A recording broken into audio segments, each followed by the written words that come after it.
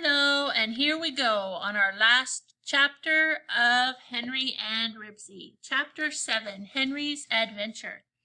Well, I guess it wasn't your fault. Henry looked glumly at Ribsy, huddled in front of the electric heater in Mike's boathouse. It did seem as though his dog got him into a lot of trouble. Now, after all his bragging, he wouldn't get to take a salmon home to show people. As for Mr. Grumbie, Henry did not like to think about the long ride home in the same car with him.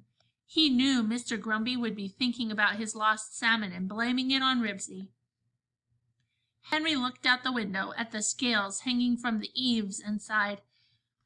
Because of Ribsy, he had lost his chance to hang a fish on that hook and watch the hand spin around at 25.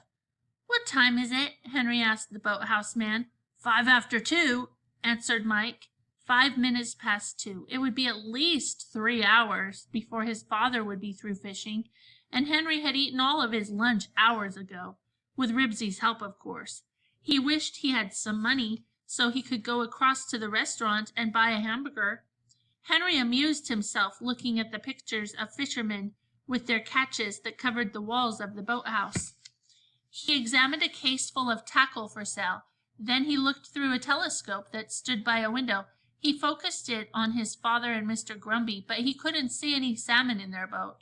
If Mr. Grumbie should catch a whopper, the ride home would not be so bad. Henry turned the telescope on the other boats. If some of the other fishermen were pulling in salmon, maybe Mr. Grumbie would land one too. When Henry came to the last boat in line, he looked, twisted the adjuster, and looked again. Was that Scooter McCarthy and his father? It looked like them, but the brims of their hats were turned down so far that Henry could not be sure. Lots of men wore black raincoats, and almost every boy had a yellow slicker, so it might be somebody else. Henry hoped so. If he had to watch Scooter come in lugging a salmon, even a silverside, he didn't know what he would do. "Smells kind of doggy in here, doesn't it?" remarked Mike. "My dog is almost dry," answered Henry as he rubbed his foot through a puddle of water that had dripped off Ribsy. A man came in to buy some tackle. He sniffed and looked around. "Oh, I thought it smelled like wet dog in here," he said when he saw Ribsy. Henry began to feel uncomfortable, almost unwelcome.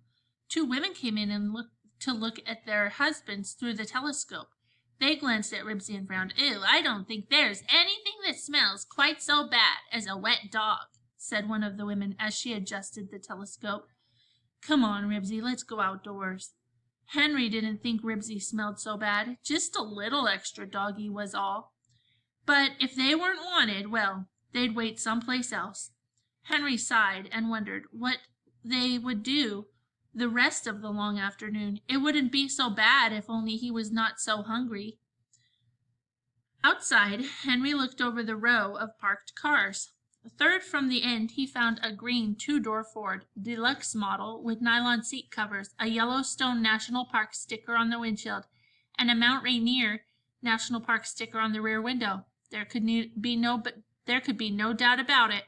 That car surely belonged to Scooter's father. "Let's go down to the beach," Henry said to his dog. "Then maybe we won't have to see old Scooter when he comes in with all those fish he'll probably catch. You'd think the whole Pacific Ocean full of fish he could have gone someplace else." The rain had stopped and the wind blew ragged clouds across the blue sky. Henry and his dog followed a sandy road that wound through piles of driftwood, logs and stumps, boards and boxes, all bleached gray by the sea, until they came to the hard, wet sand along the breakers. Henry looked at the people fishing from the sandbars and then wandered along the beach. He threw sticks into the breakers to see them carried up on the sand and then get sucked back into the ocean by the undertow. He picked up a few shells and examined a jellyfish lying on the sand, and all the time he was thinking about the salmon he wouldn't catch and wondering how he could face Mr. Grumbie on the way home. "Come on, Ribsy, race you," Henry called above the roar of the surf. Ribsy stopped trying to chase seagulls. Leaving a border of paw prints along the edge of the waves, he ran up the beach ahead of Henry. Henry began to enjoy himself. He made a game of seeing how close to the water he could run without letting the waves touch his shoes.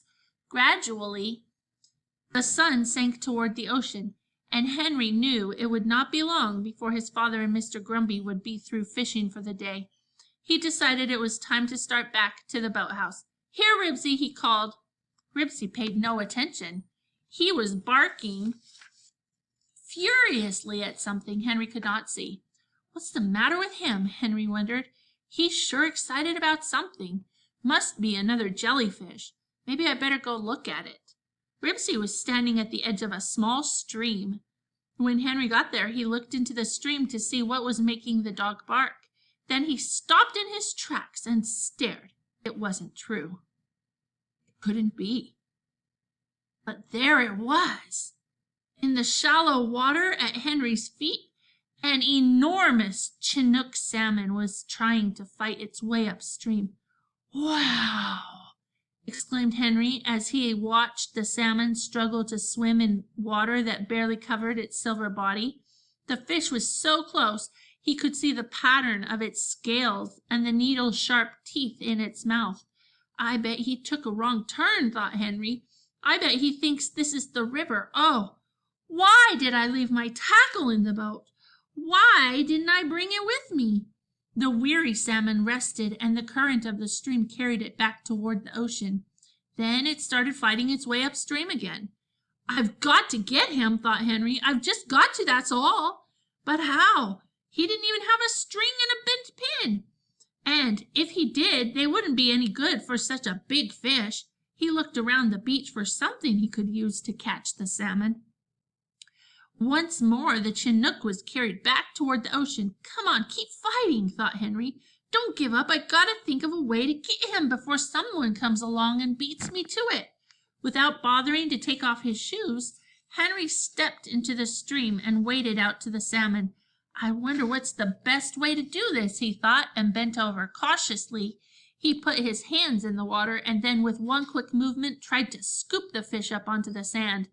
The salmon, which was heavier than he had expected, slid easily over his hands and struggled on, thrashing and fighting to get away from Henry. Henry made up his mind he was not going to lose that fish.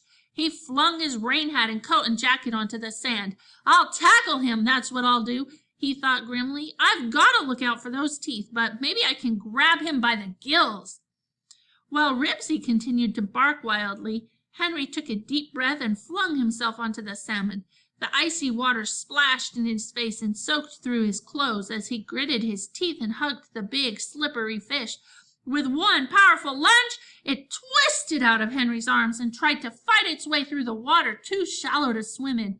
Dripping with water and covered with fish scales, Henry got to his feet. "If I can just get him onto the sand," he thought, "maybe I can sit on him." Once more he flung himself onto the fish, and once more the salmon fought free and landed still in shallower water. "That's it," thought Henry. "I'll keep pushing him upstream." The next time he threw himself down, he managed to get one hand into the salmon's gills, which were rough and gave him something to hang on to. Henry dug in with his knees and hung on. "Oh, I think I've got him," he thought. This time the salmon didn't get away. "I have got him, but now what'll I do?" thought Henry desperately. "If I stand up and try to pick him up, he'll get away." The weary salmon struggled. Grimly, Henry held on. His hands were numb, and the stream flowing around him felt freezing cold. "What'll I do?" he thought. "I can't hang on much longer." Ribsy was running in circles, barking so hard he sounded hoarse. Henry could feel his grip on the fish's gills begin to slip. "He's getting away," he thought miserably. "I'll never be able to land him."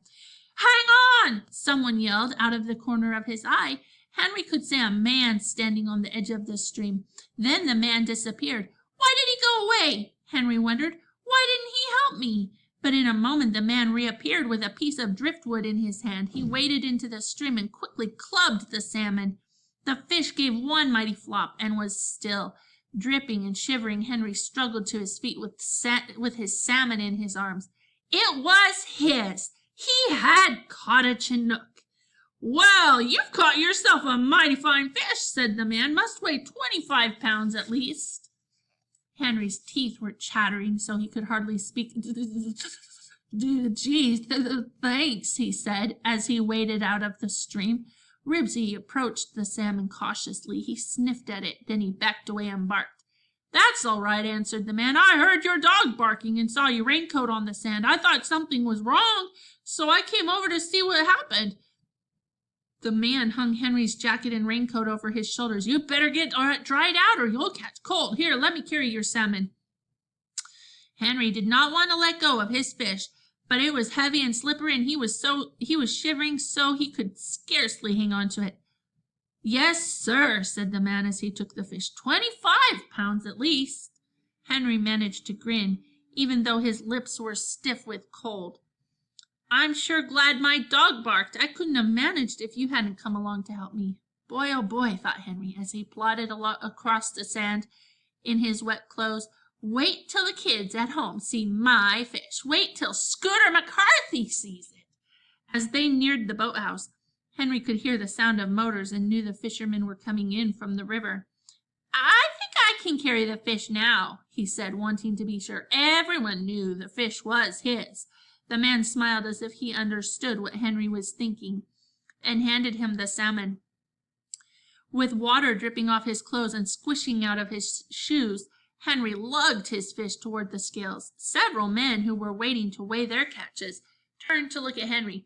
Mr. Huggins and Mr. Grumbie were just climbing the steps from the river. They looked tired. Their faces were red from the wind and cold, and they both needed a shave. To Henry's relief, Mr. Grumbie was carrying a salmon. Dad, look! Called Henry, trying to keep his fish from sliding out of his arms. Mr. Huggins stared. Then he whistled. Whew! Look at that, said Mr. Grumbie. Caught her with his bare hands, explained the man who had helped Henry. Yes, sir. The boy waded right into that stream and tackled the fish with his bare hands. Never saw anything like it.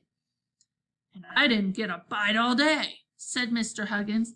Come on, let's see how much it weighs, suggested Mr. Grumbie. Mr. Huggins helped Henry hang his fish on the scales.